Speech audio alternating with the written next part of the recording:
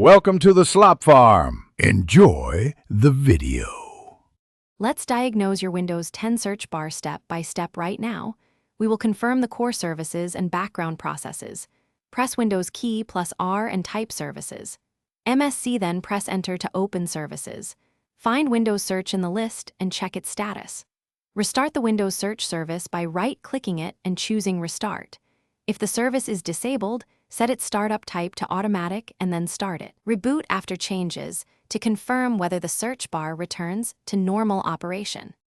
Open an elevated command prompt and run sfc/scano to repair system files. Wait for the scan to complete and note whether it reports corruption repaired. If SFC finds issues, run dism/online/cleanupimage/restore health to fix the image. DISM can download healthy files from Windows Update to repair component store problems.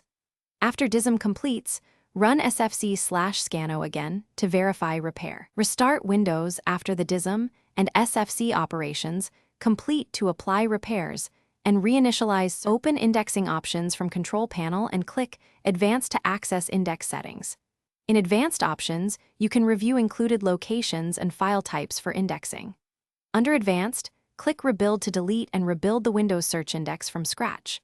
Rebuilding clears old entries and forces a fresh catalog of files and emails.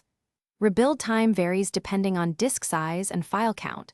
This may take several minutes to hours. Wait until indexing shows completed before testing search again, and confirm whether the bar now returns accurate results.